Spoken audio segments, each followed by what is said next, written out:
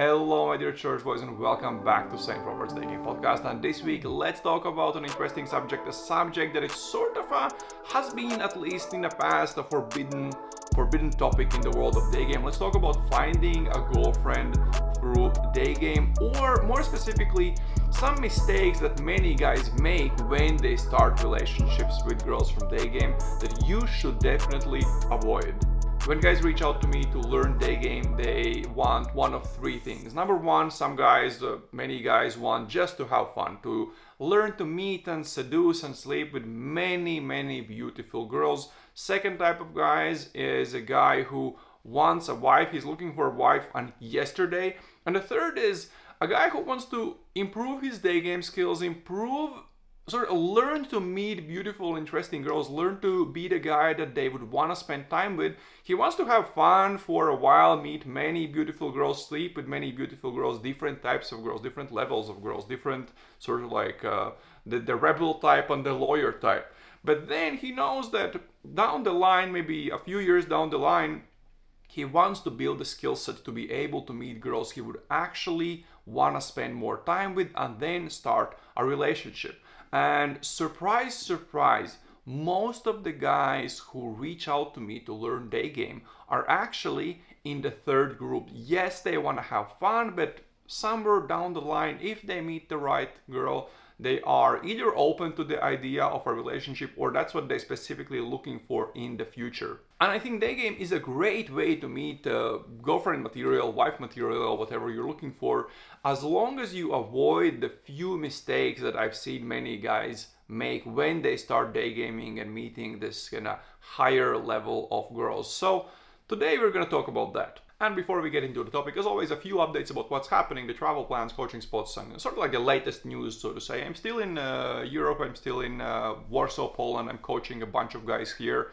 End of October, I'm heading to New York and some other places in the US to coach a few guys, but all the coaching spots in Europe and USA are fully booked this year. And then early November, finally I'm going back to Buenos Aires, Argentina for a few months. I think at least 3-4 months. I went there for 3 months last winter and I fell in love with the place. For me, New York City is way too loud, way too hectic and crazy, but Buenos Aires for me is like New York City, but it's chilled out at the same time. So and I just love that. So that's why I'm going back there for several months.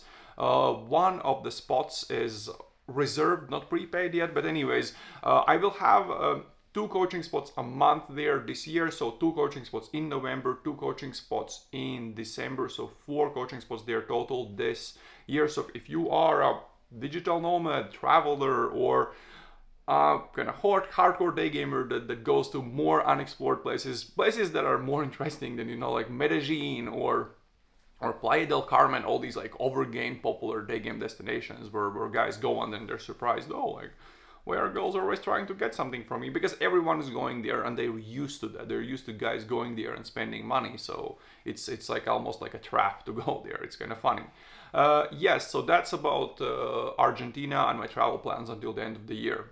Another thing I quickly want to kind of touch shortly is I've been thinking about a while about what's a good way to help guys learn Daygame without infield coaching, because everyone has this idea that infield coaching is the only way to learn, and if you can't get the results on your own, if you haven't gotten the results over the first 6 months of Daygame. Because there are only so many coaching spots available throughout the year, and not everyone also can afford infield coaching. So I was thinking about how could I help these guys, and I came up with a pretty nice group solution, and we tested this solution with 5 guys. And so far, one of the 5 guys has already gotten laid. One more of them started getting many dates with girls, and this guy had done almost 0 Daygame before he started the program. 2 more guys started doing pretty decent volume, started getting some numbers. So the results they are getting are very good, better than I expected. So if you are on a mailing list, you already know what I'm talking about. If you're not, then I will talk more about this on my YouTube channel in the next month or 2. So there is a thing coming up that might be for you. If you need some help, but you don't, but maybe you don't need full coaching, maybe that's a bit too much for you. But stay tuned for that. And now let's jump into this week's topic. We're going to be talking about 3 mistakes guys are making when they're starting relationships with girls from Daygame. We're going to be talking about the big question: how many Daygame likes should you get before starting a relationship? And I'm going to give you a few tips about how to go from just sleeping with a girl to kind of starting the initial relationship with her. Let's start with the mistakes. Mistake number 1, some guys in their 20s are thinking about starting serious relationships, starting families, etc. I personally think that's way too early. Let's talk about why. I think there are 2 reasons why starting a relationship too early in your maybe like 20s is not a good idea. That's number 1 is SMV, and number 2 is your experience in life and with girls. Let's start with SMV. In your 20s, you have looks. In your 40s plus, you probably have money.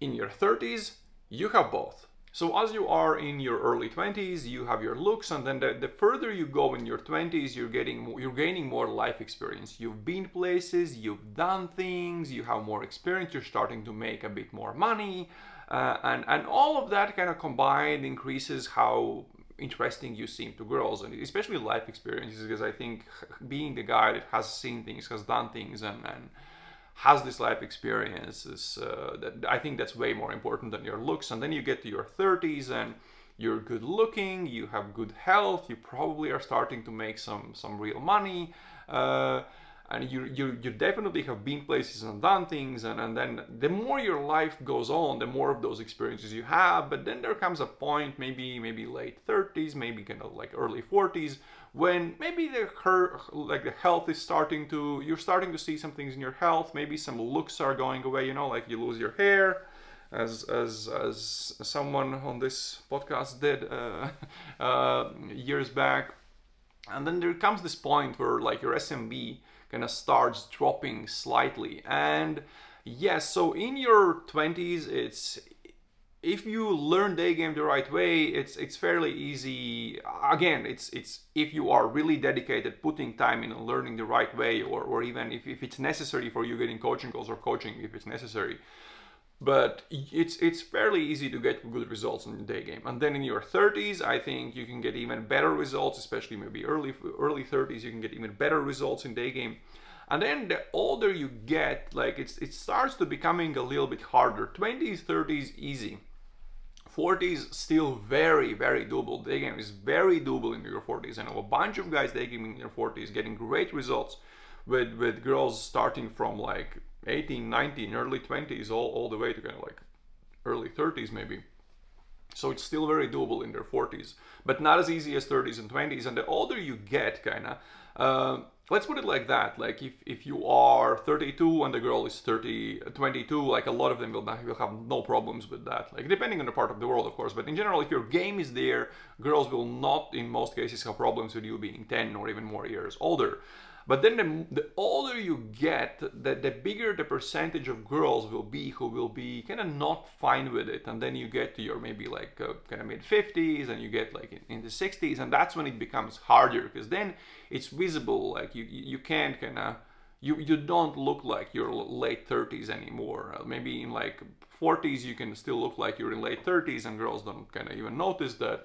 But then you get older and it becomes harder and harder and harder. So I would say the best kind of age for guys in terms of dating is from the late 20s to kind of early 40s. So if you have these opportunities, then to have fun, to meet all these beautiful girls and explore, and what's important, to find out what you actually like. Maybe you like one particular type of girl, or like a few types, but that's actually the type you've been dating your whole life.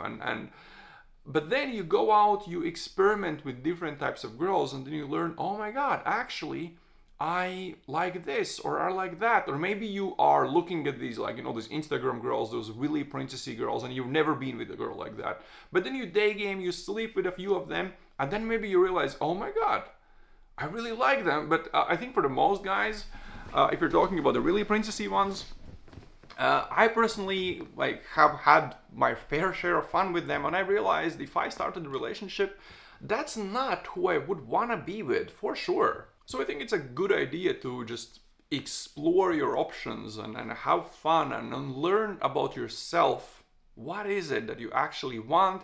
And then when you are approaching the time in kind of when you know that, oh, my SMV is soon kind of, I'm starting to see that maybe this doesn't work anymore, maybe this doesn't work anymore, and then you can decide, okay, maybe I do want to start a relationship.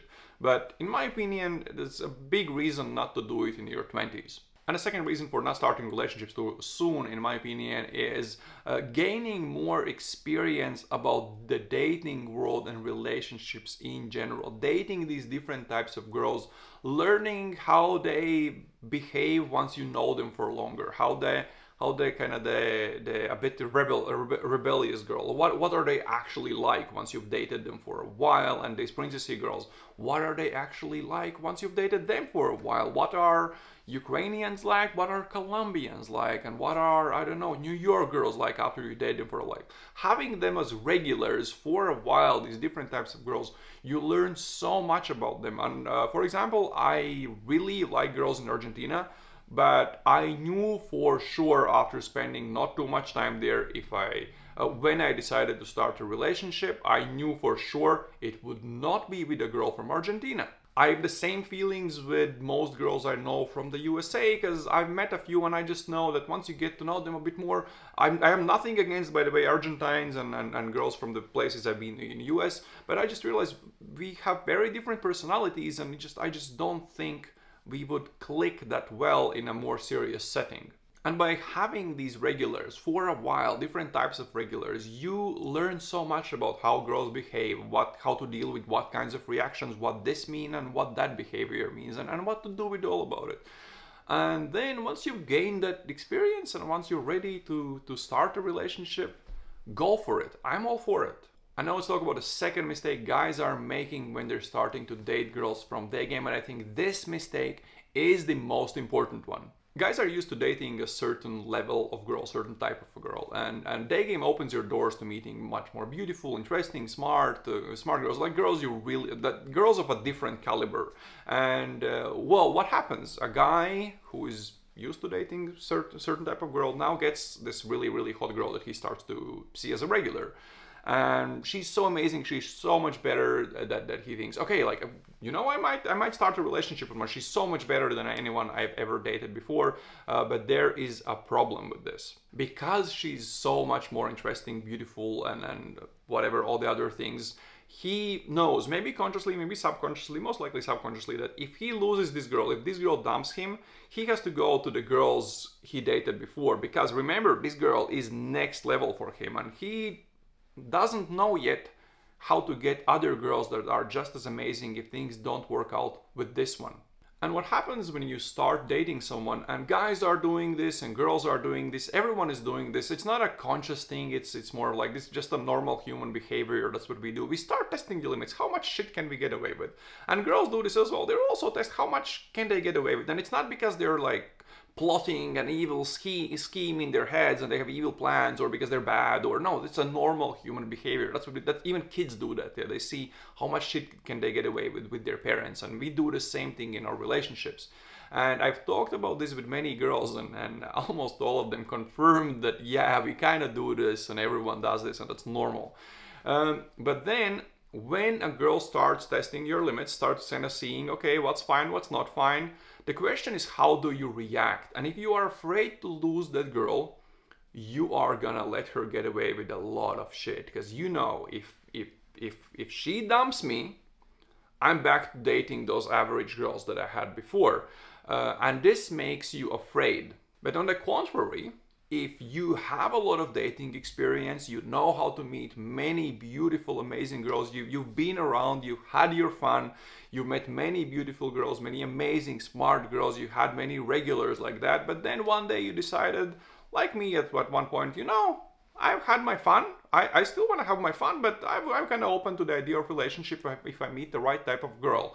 And then you can choose a girl that you really like and start a relationship with her, but you know that if this doesn't work out, I know how to get girls just as amazing, so you're not afraid to lose this girl. And now, when she starts testing the limits, when she starts doing those things, again, not because she's evil, just because that's normal human behavior, you're not afraid to draw a line and say, listen, this isn't fine, like, because there are some behaviors you're not fine with, but you're letting people get away with that, and you're okay with saying, listen, like, I don't like the way you're behaving, this is not fine, and you draw a line. Maybe directly, maybe indirectly, you will learn how to handle these situations when you have more regulars, when you learn to deal with all the stuff that they do, because, oh yeah, that's a lot of shit usually happening. And which behavior do you think girls like more? A guy that's spineless and lets her do whatever the fuck she wants, or a guy that sometimes is able to draw a line and say, okay, this is not fine? Again, a guy who has frame. So having this ability, having this experience in your life, being able to meet many amazing girls and having had these years of experience, simply teaches you how to behave in all situations and gives you a much stronger frame, and not frame in a way that, oh, I'm gonna be the one wearing pants and controlling everything. Not in that way. Frame in a beautiful way, and girls like that. And when I talk about frame, I don't mean that if she misbehaves, then she's gone and I'm just gonna get someone else. No, that's not really frame. That's kind of nonsense. That's just not dealing with situations. But it just means that in situations where you have to draw the line, you are able to draw the line, and then you've learned to communicate with girls in different scenarios, whether that's kind of drawing the line or whether that's actually having open conversations where those are necessary to make things work better. So, and this is why I think that this mistake is the most important one. And a mistake number 3, dating older girls if you are in your 20s. And oh my god, I've seen some stories. I've coached a few guys in the US, mid-20s, very, very good looking, like magazine cover looks, athletic, very good shape, money, like all the doors are open in their lives. And because they are such high value guys, of course some girls will really like to be with them. And what's the age when a girl has the best, like, let's call it game, when she really knows how to get the guy she wants? Well, not early 20s, not mid-20s, not late 20s. I think early 30s is where girls really know how to get when they want. They've had some experience with dating with guys, especially if they've really taken care of how they look, maybe some touch-ups, maybe something like that. So I would say they have game, and I've seen these guys start dating these girls, amazing girls, very good looking, their own businesses and whatnot, but they were 10 years older than these guys. So the guy was like 25 and the girl I think was like 34, 35, something like that. Nothing wrong with that. She's hot, she's nice, she has her own business. Okay. Fast forward 15 years later, this guy is 40, she is 50. This guy in 40s, if he keeps taking care of how he looks, he's gonna be the hottest cake in all the store. Like, all the doors are open. He could be dating incredible girls like 10, 15 years younger. But now he is in a relationship, married with a girl that's 50, and you know, regardless of how you take care of your body and fitness and everything, yes, a girl can be beautiful in their 50s. I'm not saying that, oh my god, no, everyone in their 50s is ugly but the likelihood of her being anywhere near the other girls he could be dating is like, it's super small. So that's why I think dating girls that are older than you when you are in your 20s, if you're starting a relationship, is a terrible idea. You have to look at where you're gonna be 10, 20 years from now. What's your SMV is gonna be like? What options will you have then? And what options will she have? Of course, when we are talking about starting a relationship, of course we have to understand that everyone ages, and regardless of how hot she is right now, 5 years from now she's not going to be that hot. Like as hot as she is now, most likely, unless she starts really going to the gym, if she didn't do it before, and like eating healthier and living a healthier lifestyle. Then of course there are some, like, it could go in the opposite direction.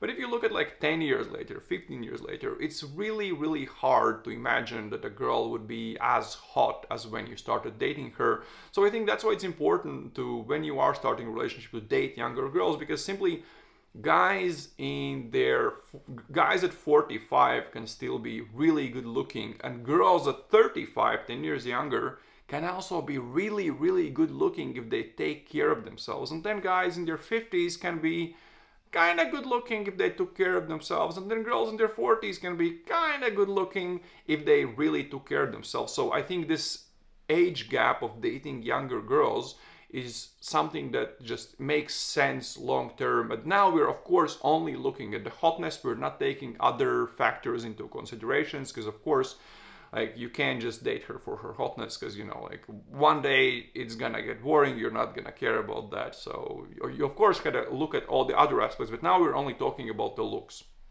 So this is the third mistake: dating girls that are younger than you when you are older than you when you are in your 20s. Okay, quickly let's talk about the magic question: how many day game lays should you get before you get in a relationship? I think anything less than 8 day game lays means you don't really know day game yet at all. I think getting to 5 day game lays is where you're kind of, okay, maybe this guy is starting to understand the day game basics pretty well, and then getting to 8 lays is, okay, this guy knows day game basics pretty well.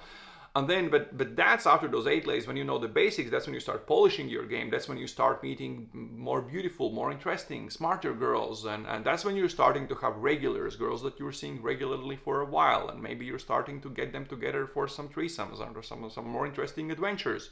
And you're getting all of this experience, and you're having more and more regulars. And then some regulars go away and new regulars come in. And you're having this experience with all of these girls, and you just are, because of kind of like the repetitions, you're really starting to see how things work. And I think once a guy gets to 30 day game lays, he really understands how day game works. I think by the time you get 30 day game lays, you really understand pretty well how day game works, and you've had all these experiences and everything. And I think if that's the time when you decide, okay, I want to start a relationship, and I think it's a good idea, a good number to aim for is 30 day game lays. Weirdly enough, I would give a tip to maybe not get to 100 lays. I know it's a weird tip, and a lot of guys, especially coaches, will not agree with me, but I think I think it's the magic wears off after a while, and once you kind of go over that 100 girls line, it becomes a bit kind of. So I think if you are looking for a relationship, if that's why you're day gaming, then get to 30 day game lays and then start thinking about your relationship, and just don't push it too far. And now quickly let's talk about 3 simple kind of phases that I see in going from just sleeping with the girl to maybe starting that kind of the test relationship, kind of just starting phase of a relationship. And it starts, of course, with her being a regular. You're seeing her once a week, maybe at your place, maybe, yeah, most likely most guys meet girls at your place, and maybe you're having some drinks or cooking some food or something, like watching something, and then having your fun. She stays over, leaves in the morning. Oh, you know the drill, you've done this a bunch of times. But let's say you decide, okay, I like this girl, I want to start kind of maybe moving somewhere. And of course, this doesn't mean that you're just straight jumping in a relationship. I just think the simple thing to do next is to start spending more time with her, not just meeting at your place, having some drinks, having some food, having sex, and she leaves in the morning, but start doing something outside. Maybe if you're going hiking with your friends, take her with. If you are going to, I don't know, like a stand-up show, take her with. Maybe, oh my God, sometimes when you meet her, even when she stays over, and if you're not necessarily both in the mood, maybe don't even have sex, because you don't have to sleep with a girl every time you meet her. So start doing things outside of just having sex. Maybe she meets your friends, maybe you're just really starting to do more and more things together. And then I think there's a little test thing you can do, I would say, to see how well you click over a bit longer period of time in a different setting. Maybe go on a trip with her. Maybe go somewhere for a week. You just, I don't know, if you're from Europe, just go to another country, go on a vacation together, and do something like that where you're really spending more of a time together and getting to know each other in like a real everyday setting, and see how that works. And if that works, then you know you're already on the right track. You started seeing her outside of just environment where you're sleeping with her, you're starting do things outside, you're starting not always having sex when you meet, and now you've done this. I think you're on the right path to starting a relationship. Now when we bring all of this together, all of this relationship topic, I think it's a topic that has been neglected for a long time. People weren't talking about it. In general, it was sort of like a taboo topic, because the old coaches, the old generation who came from the pickup background, you could call it like that, and then the books like Selfish Gene and similar books, they had a lot of arguments why relationships don't work and why it's all like a big scam. But then just as Selfish Gene has many arguments supporting that view, there are many arguments supporting other views as well. So it's not all black and white.